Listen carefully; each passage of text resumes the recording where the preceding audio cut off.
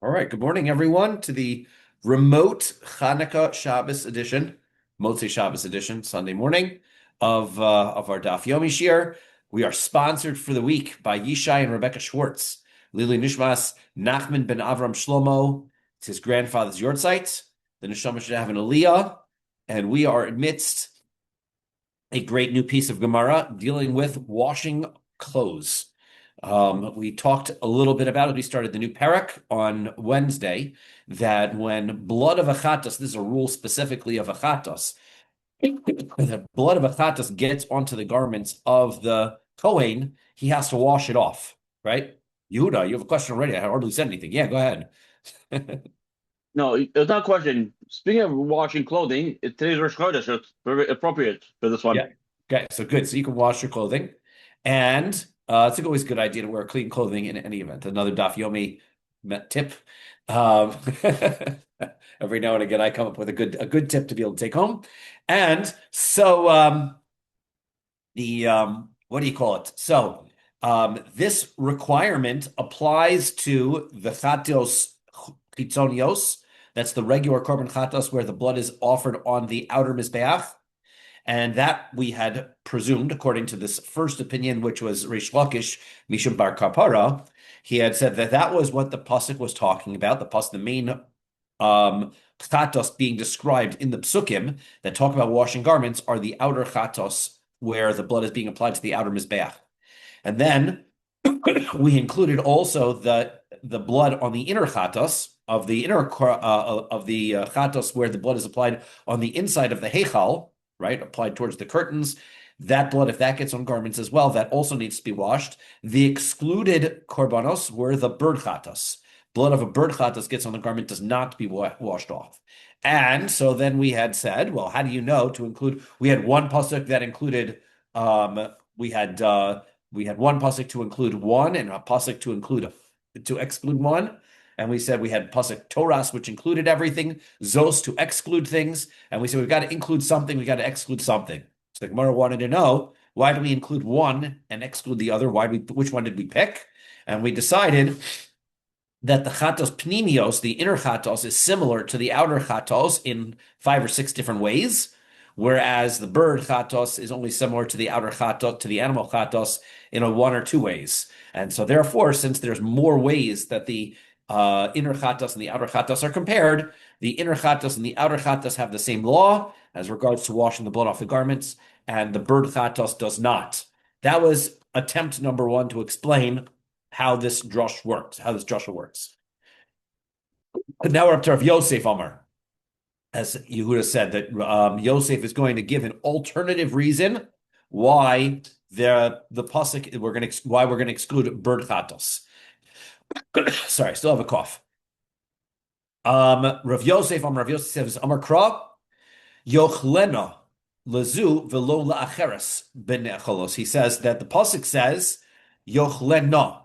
The na at the end of that word means he shall eat it. It, meaning those things that are specifically being referred to in the Torah. So this means that this chatos is going to be this one that's going to be consumed is being talked about in the pasuk. B'ne'acholos miyotakasev, and therefore the pasuk is going to exclude something else, which is also eaten. Meaning, again, as he said, yochlena. This rule of throwing the blood is going to be applicable to a korban that is eaten, but only one of the korbanos that are eaten, not multiple korbanos that are eaten. Therefore, we're going to exclude one of the chatos korbanos that are eaten, which is a bird chatos. Right? We're going to exclude because that's a chatos that's eaten, and it's going to be excluded. So then it says ve'ela zos lamali. So now the issue is, though, he still has this word zos in the Torah, which we said excluded birds according to the first opinion, Reish Lakish's view. What does he do with that? So ilav zos, if I didn't have the word zos, havi amina, I would have thought yochlena urche dekra. That yochlena just means you should eat it, which means that that's the regular way that the pasuk would describe these korbanos, because we're talking about the pasuk is talking about the single chatos. You should eat it, you should slaughter it, it's meat, and it would seem that that's just consistent with the tense of the pasuk. then it wouldn't itself be an exclusionary phrase. So therefore, now that you've told me zos, you've told me I'm going to exclude something. What's the thing I'm going to exclude? Now I got to look in the pasuk more carefully. Yochleno, it's going to be including something that is eaten. And so therefore, instead of, I wouldn't even consider excluding the inner korbanos chatos, which are not eaten, right? Those ones are burnt outside of the camp. We are going to exclude a bird chatos. Okay, so that's Rav Yosef's explanation. Rabba's got a third attempt. Amar Kro, the pasuk says, Asher yazeh, it says that you shall sprinkle, right? You shall apply the blood. So behazos hakasav medaber. Really, the pasuk is talking about the sprinkling of the blood, which is not talking about the outer chatos at all. According to Rabbah, this pasuk that says we're talking about a chatos that you will sprinkle the blood, that's actually talking about the inner chatos. The inner chatos. So the main source isn't the outer chatos at all. We're going to start with the inner chatos. And now the hatanya, but we learned in a brisa, aval b'sheina kosev medaber el ben echolos. So he says, well, the pasuk is saying that you shall eat it. The pasuk is talking about consumed sacrifices. What's going on in the explanation of how you're going to explain the psukim when it talks about the consumption of sacrifices?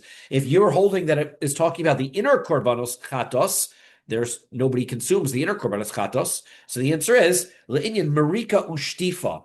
That's regarding another law that we're going to be talking about a little later in this parak called marika and shtifa. Marika and shtifa is that when I have a korban, I'm going to cook the meat of that korban in a utensil. The flavors of that meat get absorbed into a utensil, and that's going to create a problem for us because the absorbed flavors are going to have the same law as the korban itself. If you leave it overnight, it turns into nosar, turns into leftover korban meat, and becomes prohibited to consume, which means it's got non-kosher taste in the utensil. So what have I got to do? I've got to wash it out. So marika and shtifa means a purging and a rinsing. We'll discuss exactly how you're supposed to purge and rinse these containers, whether it's with hot water, whether it's with cold water, and how we're supposed to remove the flavor. But that rule of marika ushtifa is talking about other korbanos that are eaten, because the rule of washing off blood only applies to a chatas. But the rule of marika and shtifa, which we're going to be talking about, washing out this utensil, that applies to other consumed korbanos as well, not just a korban chatas.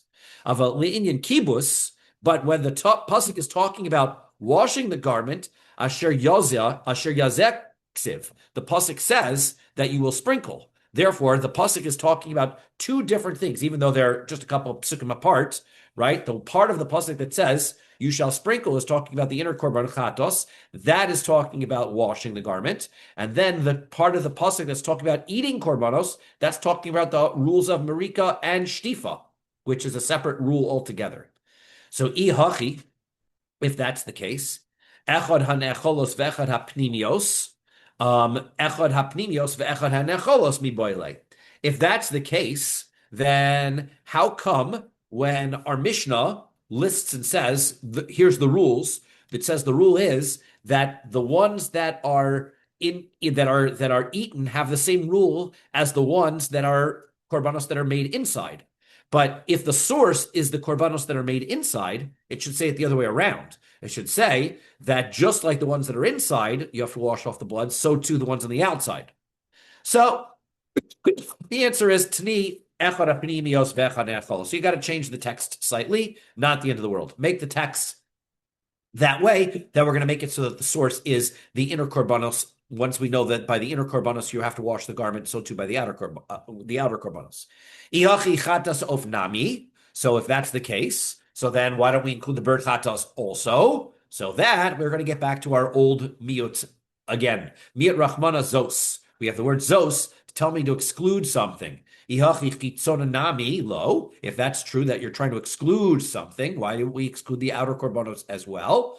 So the answer is Riba Rachmana Torah. The Torah tells me to include something with the word Torah, similar to what we said to what we said by Reish Lakish. The only difference is Reish Lakish said that the main pasuk was talking about the eaten korbanos, the outer korbanos. Now we're saying that the pasuk is talking about the inner korbanos. So we're learning from the inner to the outer, not the outer to the inner. But either way, we're excluding birds. Umar Isa, why'd you decide to exclude birds? So the answer is mistabra chatos behema havalei l'rabuye. It makes more sense to compare the outer korbanos to the inner korbanos because there's a lot of things that they are they have similarities. Shekain behema because they're both animals. Shchitas tzafon, they both get slaughtered in the north. The kabbalas kli, you have to have a kosher kohen person catch the blood in a utensil. The keren has to be applied on the corner of the mizbeach. The etzba with the finger applied on the corner. The chuda, right, you have to apply it directly to the corner itself. The ishim, and it has to be burned on the fire. So therefore, there's lots of similarities between the inner korban chatos and the outer korban chatos. It makes sense to compare the outer korban chatos to the inner korban chatos and say that they both have the same law as far as needing to wash the blood off the garments. Yeah, but adrabah, let's say it's the exact opposite. Chatas ha'of havalei l'rabuye. Why don't we include the bird offering? The bird offering also has similarities that make it similar to the inner korban. How so? Shekain hazah kamosa. You also have sprinklings. The outer korban chatos has no sprinklings. You take the blood and you apply it directly to the corner of the mizbeach by the outer korban. The inner korban actually is done in two stages, if you recall. We dipped our finger into the blood and then sprinkled it towards the parochas. And then afterwards, we took our finger and we applied it to the corners of the mizbeach. So there's no sprinkling of the outer korban, but there is sprinkling by birds. Let's say that that is comparable, and therefore we should learn from the inner korbanos to the bird. The answer is Hanach Nefishin. Same answer we gave before. There's more similarities between the inner chatos and the outer chatos than there is between the inner chatos and the bird chatos. Okay, so we've got multiple different ways of understanding the drush, but everybody comes to the same conclusion. Blood from a inner chatos has to be washed off. Blood from an outer chatos has to be washed off. Blood from a bird chatos does not.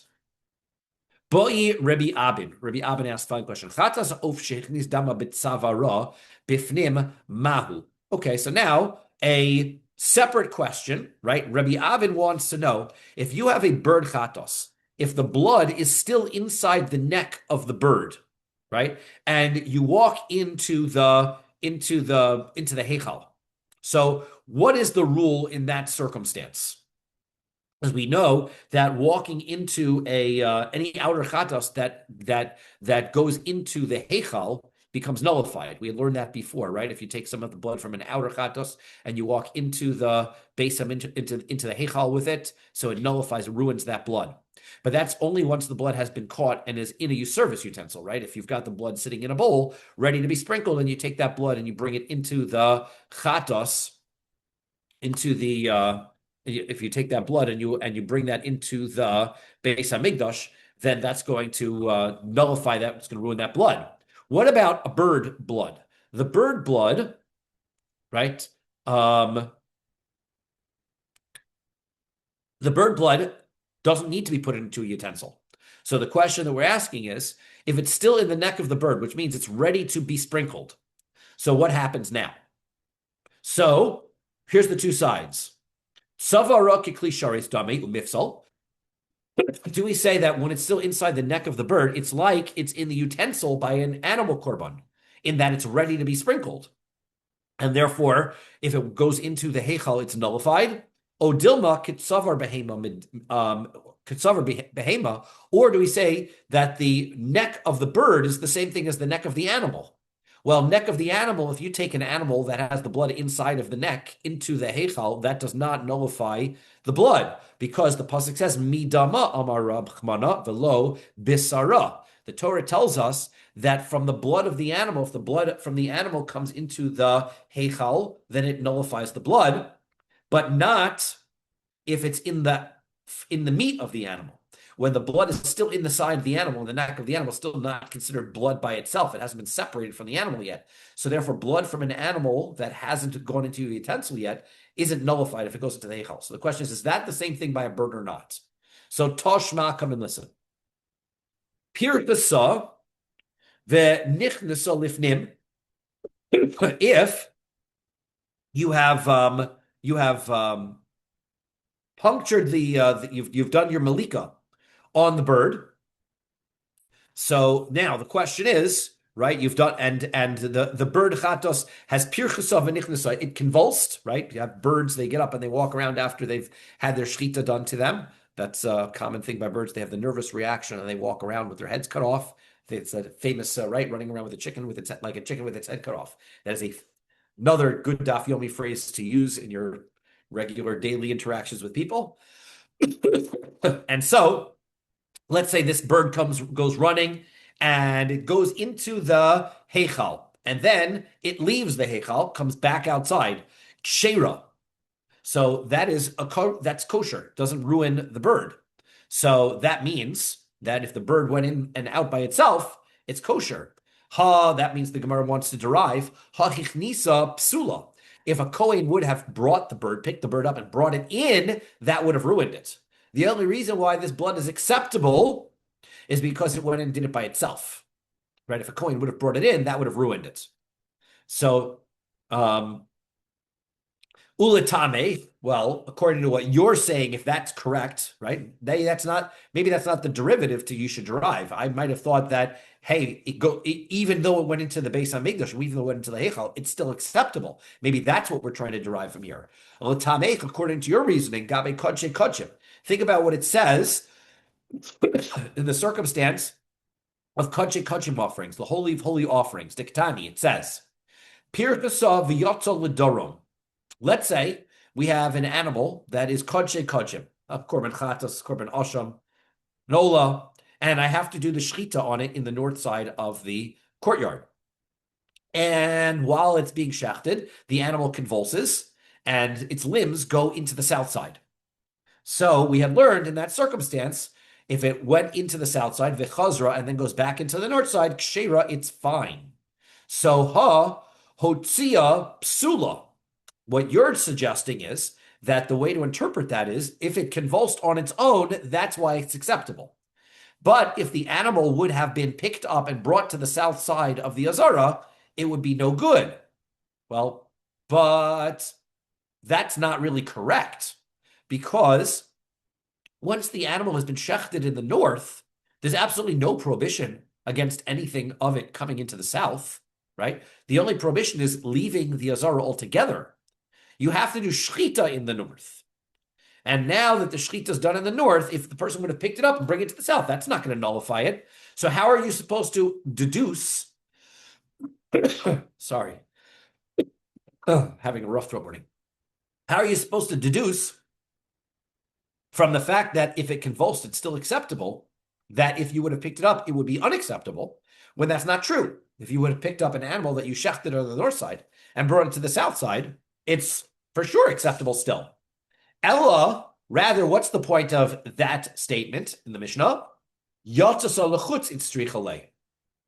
It's telling me that by comparison, that if the animal would have convulsed and would have gone outside of the Azara, that would have been problematic, right? Inside the Beis Hamikdash, if it just goes to the south, that's okay.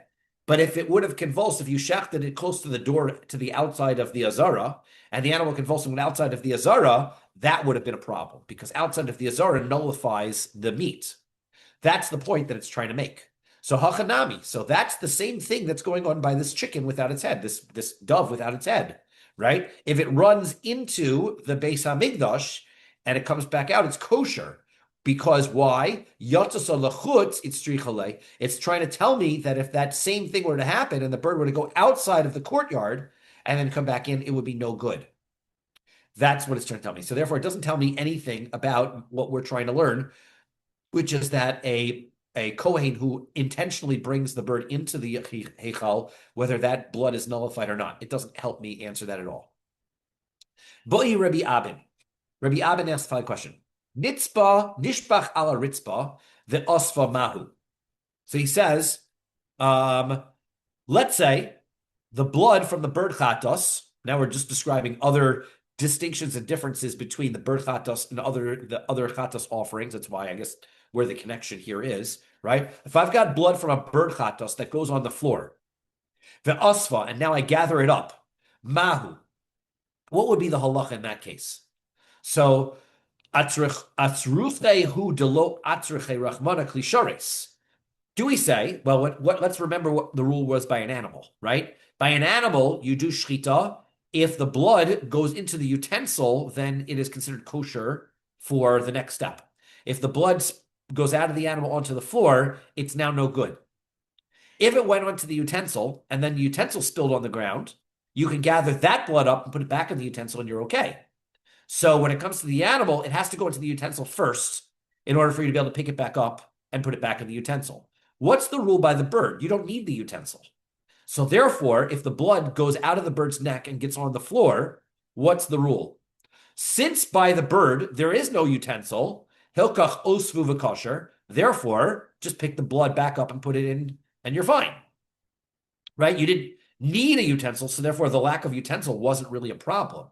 O dilma, or perhaps mifsal paso beirachmana, klisharis, v'hilkach osvo upasol, or that what the Torah is telling you is that without a utensil, it's no good. It comes out and goes on the floor. That's the same rule by a bird. There's no reason to say that it's any different. There's no utensil that sanctified it and saves it from becoming puzzle. Therefore, if it comes out of the neck of the bird and goes on the floor, it's also no good.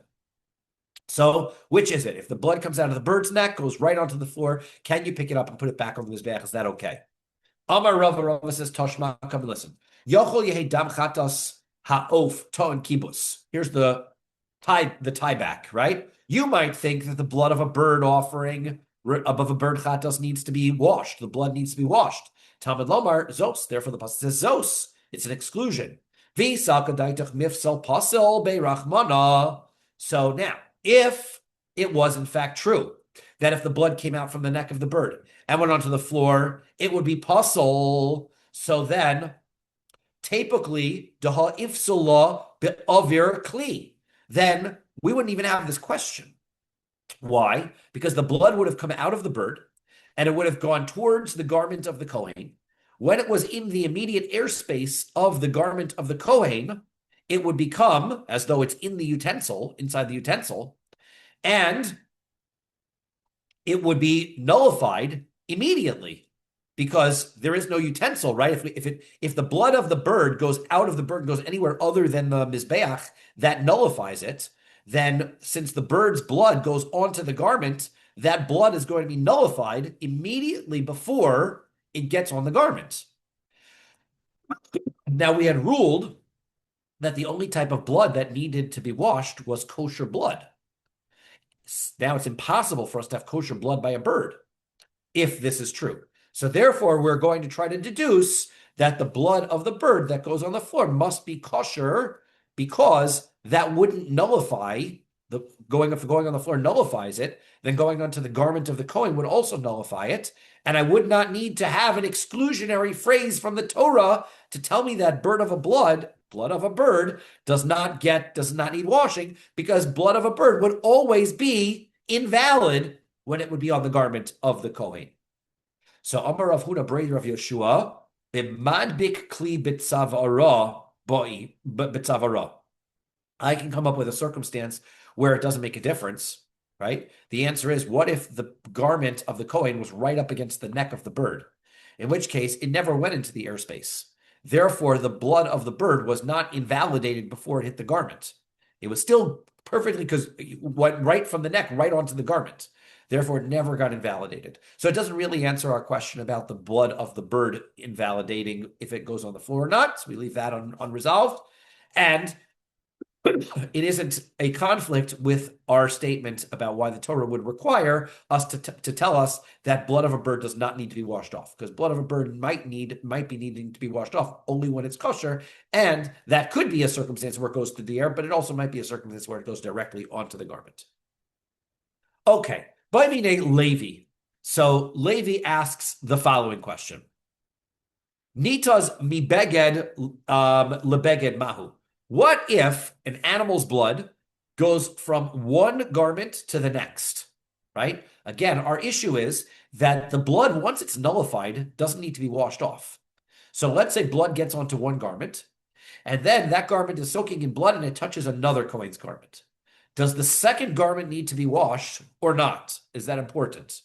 Mibeged kama idchile lekibus o dilma lo. Do we say that from the moment, right, that the blood hit the first garment, now that blood is no longer valid? It's on a garment. It needs to be washed. and therefore it's no longer valid. You can't get that blood and sprinkle that onto the mizbeach. That blood is now invalid. So therefore, if that invalid blood goes onto the next garment, that garment doesn't need to be washed. Or do we say no, right? The blood is the same blood. It just got soaked and it transferred over to the next, right? Are we saying that since it got onto a garment, is that blood now invalid and therefore it doesn't impact the second garment to be washed? So Amar le zu she'ela. So he said to him, that's a great question. It's a great question. So he says, Ton kibus mimanavshach. It needs to be washed. No matter which way you look at it, that second garment is going to need to be washed. Why? Because I osvo v'kosher, so ha-kosher. You got to take a look at it like this. Can we get the blood back out of the first garment and use it? So I'm not sure. But whichever way you look at it, it's going to be a problem for the second garment. Why? Because if you got blood off of the first garment, that blood was still kosher. And you could still apply that blood onto the mizbeach. So then, of course, it's a problem for the second garment. You've got kosher blood on the second garment. The osvo pasul. Now, if you got blood from the first garment and it was pasul, anak Rabbi Akiva svirally. I hold like Rabbi Akiva, who says, Damar haisalo shasa kosher v'nifsala dama ta'on kibus. He says that, not like what our Mishnah said, he says that I hold that if the blood of a chatos at one point was kosher, even if it's not kosher now, it still requires to be washed. One of the rulings of our Mishnah was that blood of a chatos, as long as it's currently no good, it doesn't require to be washed. Rabbi Akiva disagrees with that statement from our Mishnah. Rabbi Akiva holds that if at one point this blood was kosher blood for a chatz, like for example, we had the case of Lina, where the blood was collected and everything was going fine, and then they forgot to apply it. It stayed overnight, can't apply it in the morning. Says the Mishnah, in that circumstance, that blood is no good. Can't apply that blood.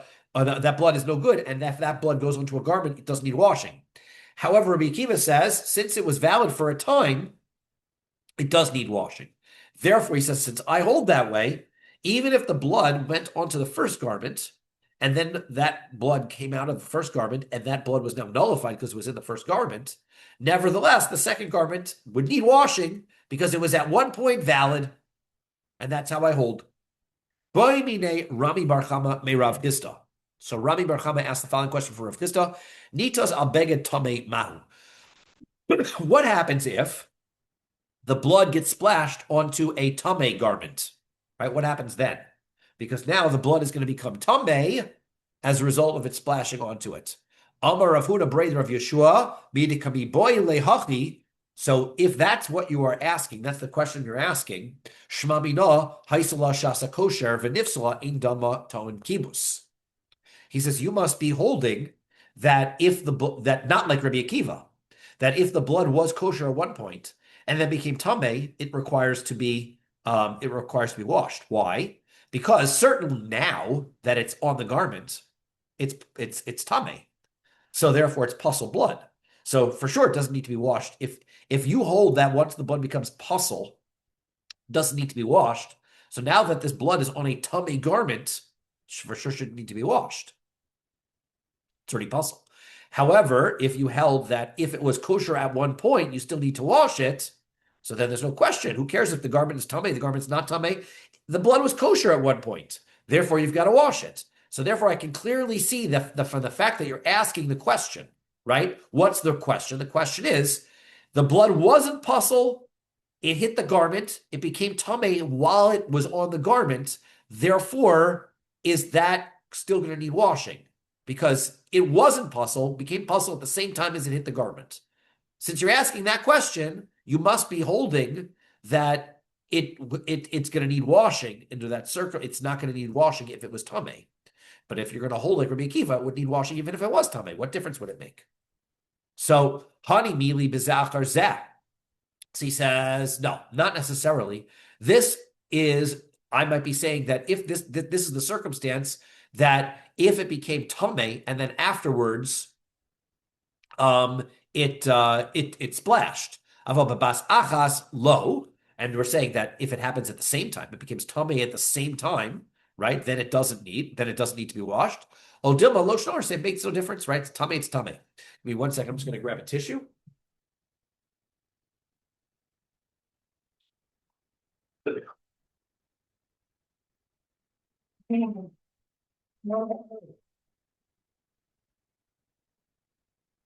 Nice.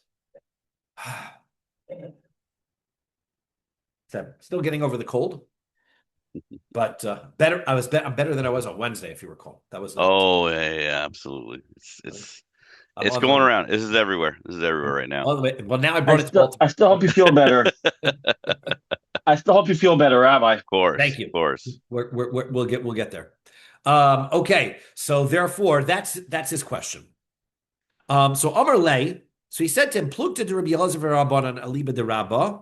He says this is going to be dependent on the argument between Rabbi Elazar and the Rabbanan, according to Rabba's explanation, udekamitarates Abaye, the way that Abaye answers it.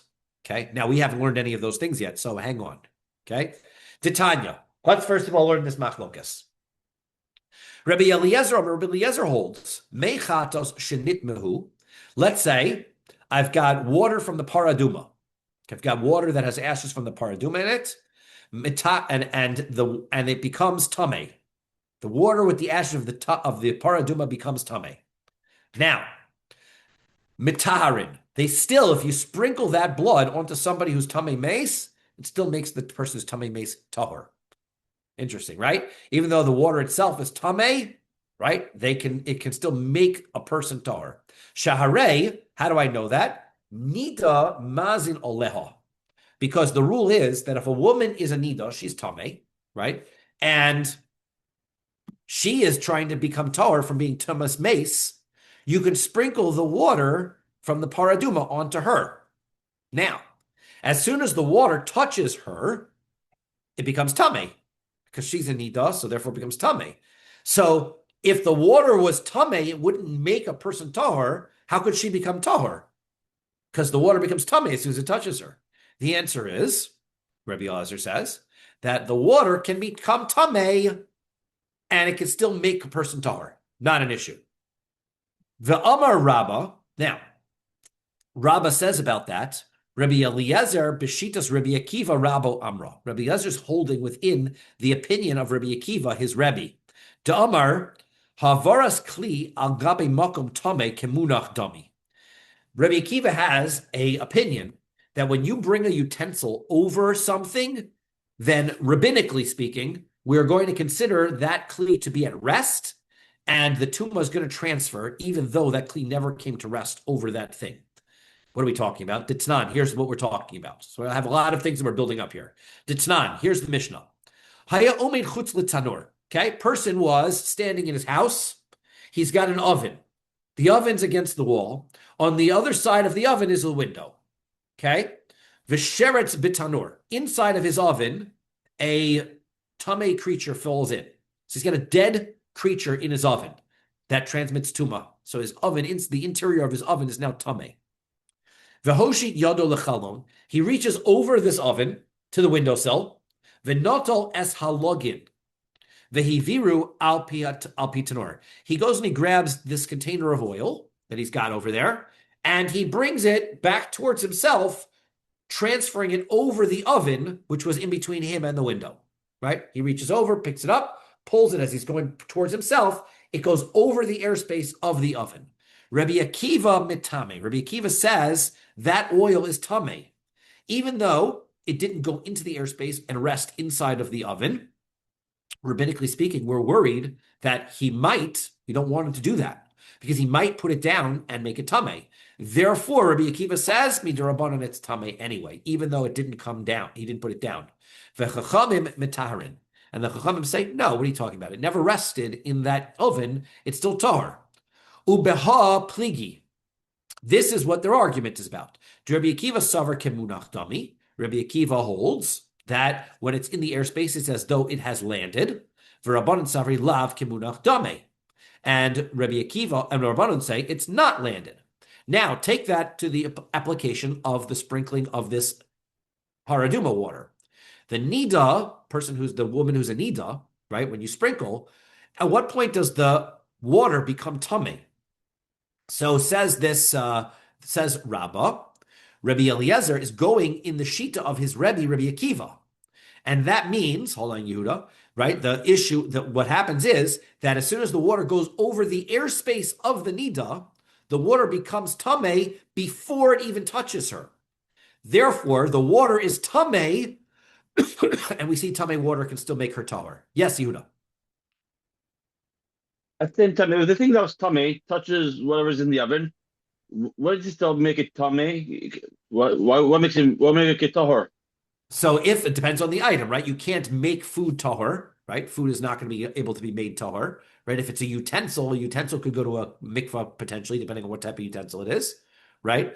But if it was important that you have to keep this food, let's say it's truma and it's tummy, now you have to destroy it, you have to burn it, right? But if it's regular food, you just have to make sure that you eat it and be careful not to make anything else tummy that needs to be kept tahor, like your truma or your korbanos. But practically speaking, tummy food isn't a bad thing. You can eat tummy food.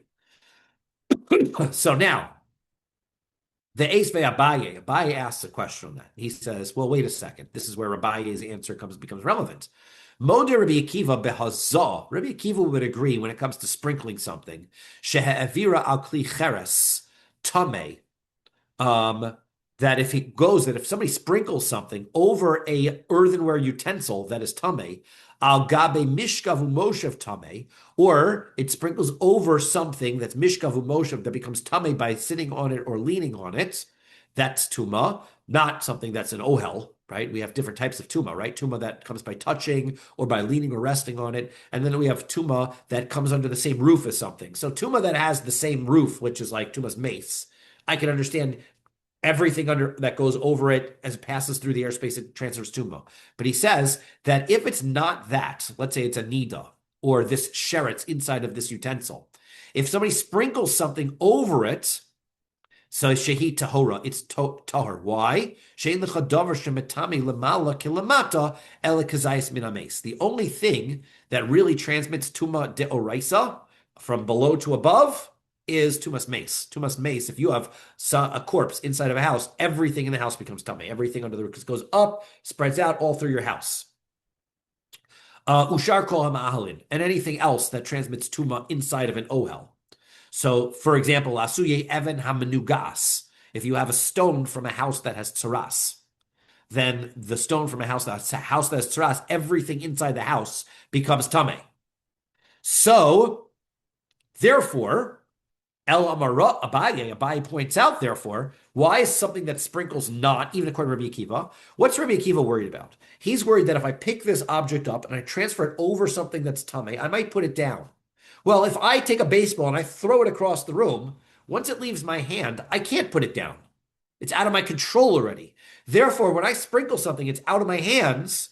He says there's no problem, there's no rabbinic reason, there's no rational reason why the rabbis would make a rule that it transmits tuma from below it. Because I'm not gonna, like if I'm picking it up, don't bring it over the tummy thing, because you might put it down. Okay, I hear that. But throwing it over something that's tummy, that's not going to transmit tuma, even according to Rabbi Akiva. Therefore, what Abaye says is, the tuma, tekul yam alav kemunach nami. It's not like it's at rest. This is where the argument is. Rabbi Akiva savar gazrin on shema yanuach. The whole reason why Rabbi Akiva makes this rule by the transmitting something over something that's tummy is because he's worried maybe you'll put it down. For Rabbanan savari lo gazrinon. And the Rabbanan say, we're not worried that you might put it down. Umod Rabbi Akiva b'hazah, but Rabbi Akiva will agree that if you threw it, you sprinkled it, keva did nafak, once it leaves your hand, it's gone, it's out of your control already. Therefore, there's no reason to make such a rule. So therefore, Rabbi wanted to suggest that the argument between Rabbi Eliezer and the Chachamim about this water from the Paraduma was whether or not the water became tameh before it landed on the person. And therefore, if the water was tameh already, we see that Rabbi Eliezer holds that since the water was already tameh, it lands on the person, tameh water transmits purity. Rabbi Eliezer Rabbanim and Micah Mifki says no, because even according to Rabbi Akiva, that water is not tameh until it lands. So therefore, what's the argument between Rabbi Eliezer and the Chachamim? Amar Abaye, so Abaye says, "Bedanan tuma keduma mituma shebaosa shah kamiflagi." The argument between Rabbi Eliezer and the Chachamim is exactly the point that we wanted to address when it comes to sprinkling blood onto a garment. Does the tuma Can we learn that if water, we know that the water touches this woman who's a nida, it becomes tameh. Can we derive and she becomes tahor? Can we derive from that if the water had been tameh even before that, it still would have purified? Or is it only working because it's pure when it touches her? Mar Savar Donin Umar Savar Indon. Rabbi Eliezer says that we can presume that the water touches the nida, it's tameh at that point. So therefore, if the water had been tameh from before that, it also would have worked. But the Chachamim say no. It only works because it was tahor when it touched her. It becomes tameh at that moment. If it had been tameh from before, it wouldn't have worked. Therefore, that's the same argument that happens with our sprinkling of the blood onto this garment. The garment is tameh. If the blood was tameh from before, then everyone would agree it doesn't need kibbutz, doesn't need to be washed, because it's puzzle blood. It doesn't need to be washed. The argument is when the blood becomes tameh at the moment it touches the garment, do I consider that to be the same thing as what blood would be like if it was tameh before that, and therefore it doesn't need to be washed? Or do I consider it to be like blood that was tahor, and because at the moment it touched the garment, it was tahor, and it does need to be washed? Rava Amar Dekul Yama Ein Donin. So Rava disagrees. Rava says that's not what they are. Dekul Yama Ein Donin. He says, no, nobody says that you're about to take a look at what happens from before based on what it is now. This is the argument. Rabbi Elazar holds Hazah Tricha Shiur. You know what's going on with this sprinkling of the water of the paraduma? Rabbi Elazar holds that you need a certain amount of water in order to satisfy the requirement of the sprinkling of the ashes of the paraduma. Umitztarfin hazos, and you have to combine. You might need to combine together. So it could be that what happens is that this woman didn't receive the full sprinkling at the time, and so therefore they had to sprinkle a second time. V'Rabbanan savri hazah in tzricha shir. The Rabbanan say there's no amount that's necessary. There's no minimal amount that's needed. Oh, let's skip the page. Yeah. So therefore, as soon as the first drop of mechatas fall, so therefore the issue is like this. The first drop that falls onto the person, according to the Chachamim, is tahor. Therefore, she's tahor. It doesn't matter. I have no volume requirement. Rabbi Eliezer holds, no, it becomes tameh, right? And therefore, I need to apply more. So therefore,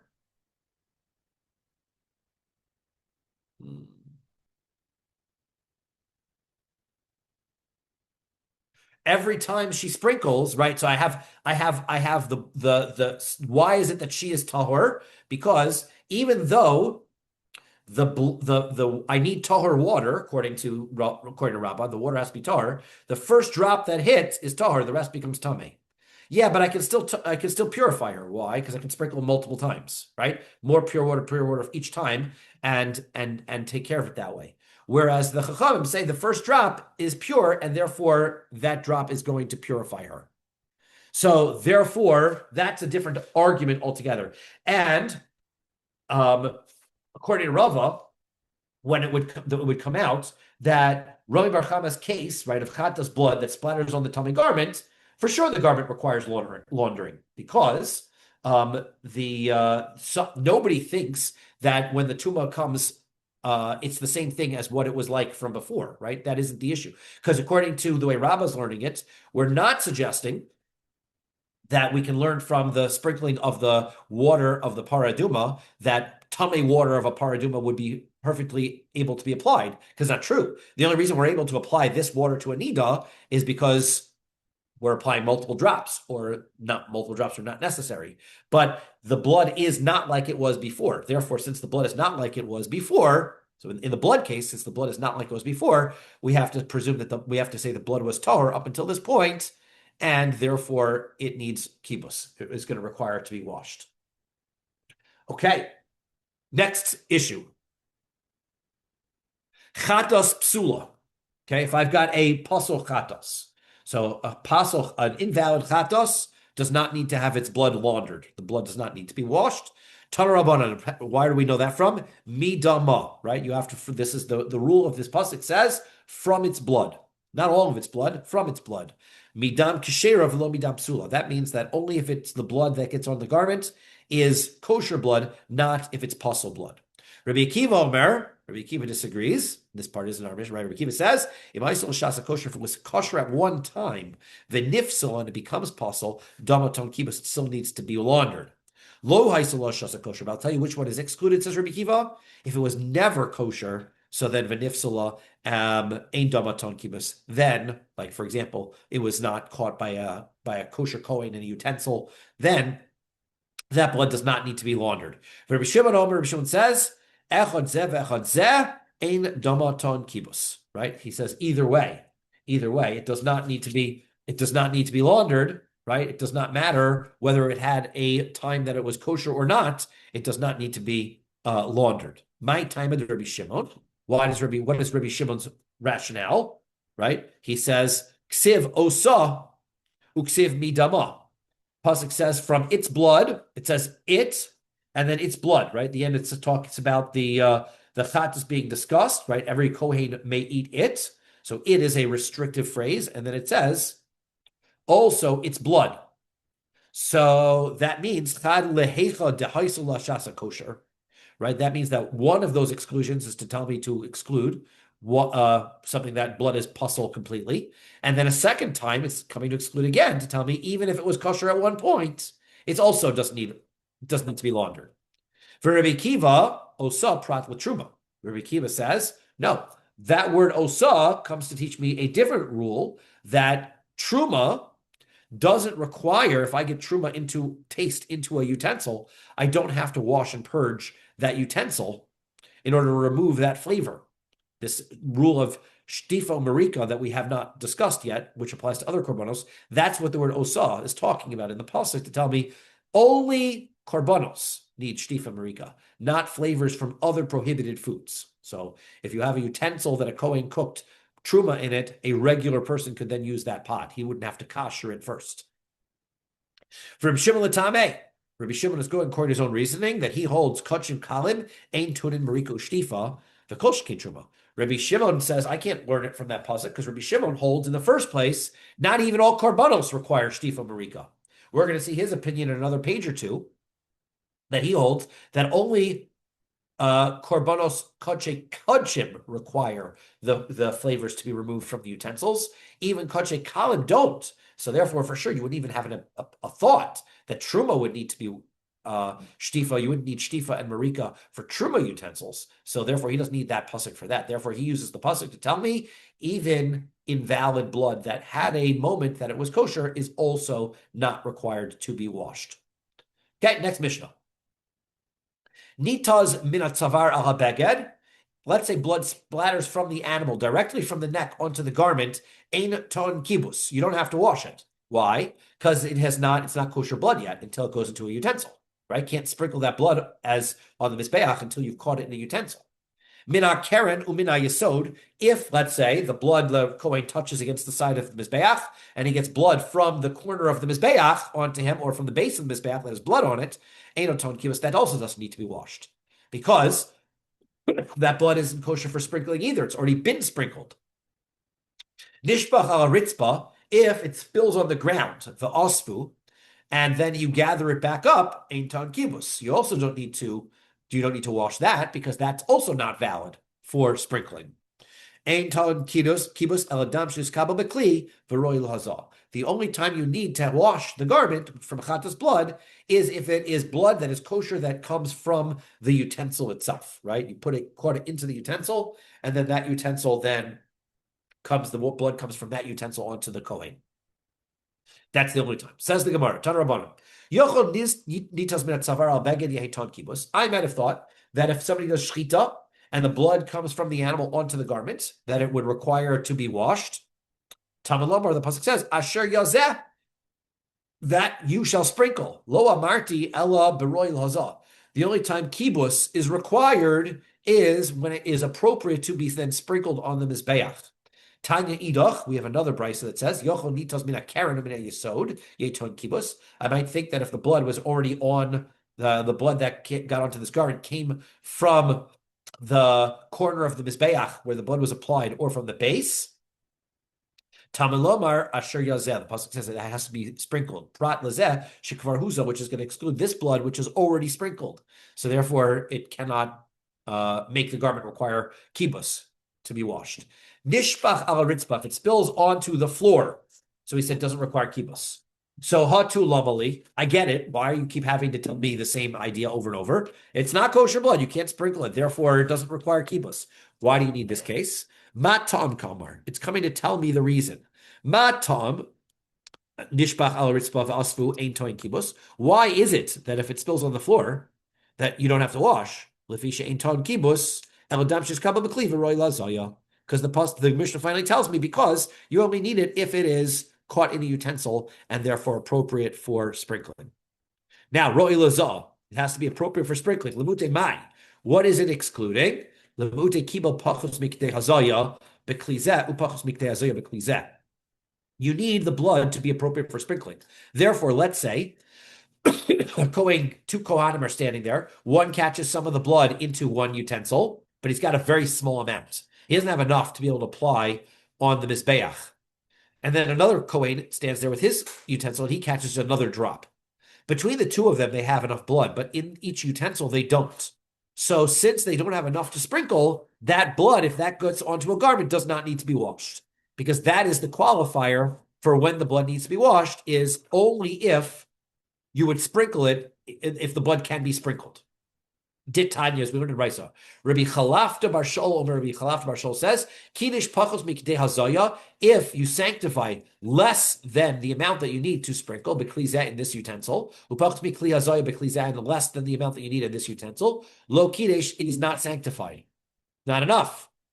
Iboilus, he asked the question. Bedam mahu hilchasahi ume hilchasa lo gamrinon, o dilma hasa my time depsiv taval b'mayim. So he says, the question is like this. That pasuk we learned in it, that the brisa that Rav Chalafta was bringing is the water of the mechatos. That is the water of the paraduma. So if I have less than the amount of water I need for sprinkling in this utensil, and less than that utensil, I cannot combine them together. It's not sanctified. So the question is, can I learn from the water of the mechatos of the paraduma over to blood? Do we say one has to do with water, one has to do with blood? Those are two different things. Or the Torah uses the same word, dipping, right? You dip in blood, you dip in the water. So therefore, the rule is the same. Toshma, come and listen. Damar Rabbi Zreika, Rabbi Elazar, Rabbi Zreika says the name of Rabbi Elazar. Af bedam lo kidesh. Right? It also doesn't sanctify in blood if you don't have the right amounts. Amar Rava says, Tanya, we learned in a brisa, v'taval v'lo misafeg. You need to dip your finger into the blood, not sponge it off, meaning not scrape from the sides. Bedam, then it has to be in the blood. Achu bedam shiur tevila. You need in this container enough blood in order to dip. Me'ikaro, then it says me'ikaro, min adam. It's tefillah meikar. You have to be able to dip from the blood that's in the utensil. Min adam from the blood. Min adam sheba'inon shebainyan. I need to be able to take from the blood, not from the blood that is on the edges. Right? I can't wipe from the side of the kli. Now, I need the pasuk to tell me bedam because of Rahman v'taval. If the pasuk had only told me and you shall dip, I might have thought, well, if I dip, even if I don't have the right amount, it's fine. So therefore, meikaro, cause of Rahmana, so she'ir tefillah meikaro, if I don't even have the amount that I need at the beginning, then it'll be fine. I can add to it, cause of Rahmana badam, therefore the Torah says, badam, I need to have the amount of blood in that utensil in order for it to be a valid sprinkling. Because of Rahmana badam, and if it says in the blood, havamina filu misafek, I might have thought, well, if I've got enough in the utensil, I can wipe the sides of the bowl in order to get some blood that I need. Therefore, cause of Rahmana v'taval min adam, the pasuk says v'taval, you have to dip into the blood, sheba min adam sheba inyan. You have to get blood that is inside the utensil. Lebute mai, what are we coming to exclude? Amar Rava comes says lebuti shirayim sheba etzba, right? Not the leftovers from the finger, right? You can't wipe on the side that you can't use. You have to dip into the blood itself. Misayel Rabbi Elazar, that supports Rabbi Elazar says, Rabbi Elazar says, Shiraim Sheba Etzba Psulin, the leftover blood from the finger is puzzle. You cannot use that to apply. Amar le Rav bar Rav Ada le Rav, Amar Tamidcha, Amar Rav, Amram. So he says, so Rav, the son of Rav Ada, said to Rav, your student said in the name of Rav Amram, Tanina, we learned in a brisa, Haya Mozeh, V'nitza Hazam Miyado Adshelo Hiza Ton Kibus. And so the coin was sprinkling from the blood of the inside chatos, and it sprinkled off from his hand onto his garment. Adshelo Hiza, if he has not sprinkled the blood yet, Ton Kibus. Now he's got to wash his garment. Misha Hiza, but once he's already sprinkled the blood, Ain Ton Kibus, he doesn't have to launder anymore. My lav hakkamer. Doesn't he mean like this? Adshelo Gomar Mila Hazos doesn't mean as long as he's got more sprinklings to do, and therefore requires Ton Kibus, Misha Gomar Lazos. But once he has finished sprinkling all the blood, now he's got leftover in the utensil. That blood can't make your garment need laundering because that blood doesn't need to be sprinkled anymore. Ain Ton Kibus. So he says, no, that's not what he means. He says, actually, before, if he puts blood on his finger and he hasn't sprinkled it yet, Ton Kibus, if he gets that onto his garment, that requires washing. But once he's now sprinkled, he's got a little bit of leftover blood on his finger, that is Ein Ton Kibus. That blood does not require to be laundered because that blood is now not kosher. The leftover blood on his finger, he has to dip it again and get new blood. So we'll just get to quickly the Mishnah. He says, Gamar mila hazos. If he's finished sprinkling, mekanech yada begufa shel para, so then he wipes the remaining blood on the body of the cow, right? He's going to finish this by the paraduma, right? So he has to take some of the blood, part of the rituals, he sprinkles it towards the Beis HaMikdash. He takes what he's finished with all of it, he wipes his hand off on the cow, which is going to be burnt. So that means Gamar in, lo Gamar lo. Only when does he wipe his hand off? When he's done, which means that up until that point, the blood that's on his hand, he's still using and still sprinkling. And you said if the blood is no good to continue to sprinkle with, how's he doing that? He should have to wipe it off every single time. So Amar Le, Gamar mekanech yo begufa shapara. No, it's that when he's done with all the sprinklings, then he wipes his hand on the cow. Lo Gamar, but before that, mekanech etzba'o. He wipes his finger on the side of the bowl, right? He just wipes it off on the side of the bowl. He just can't wipe it on the cow. So Bishlama Gamar mekanech yoda begufa shel para shenamar v'sarav v'sapara le'enov. I understand why he's wiping his hand at the end on the cow because he has to burn the cow and he has to burn the leftover blood. So therefore, get all the blood onto the cow. That way, when it all gets burnt, so burnt together. And let's go by mekanech. How's he wiping off his finger? The answer is but he can't wipe it on the cow because then he's going to get hair on the cow onto his finger and his finger's going to be dirty and he can't sprinkle it anymore. So therefore, now how's he going to wipe his hand off? So the answer is Rabbi bisfas misrak. He's going to wipe his hand on the side of the bowl. Kidechsiv kipurei zahav. Right? You're supposed to use the golden bowls that are used for the sprinkling. So therefore, conclusion is that you need to be able to have enough blood in this utensil. Otherwise, there's not the blood has to be kosher for sprinkling. Otherwise, without any kosher blood for sprinkling, there's not going to be there's no kibbutz needed. And once you sprinkled, then anything that's left on your finger also doesn't require kibbutz. Okay, stop. Yeah. Beautiful, beautiful. I'll see you tomorrow night in person.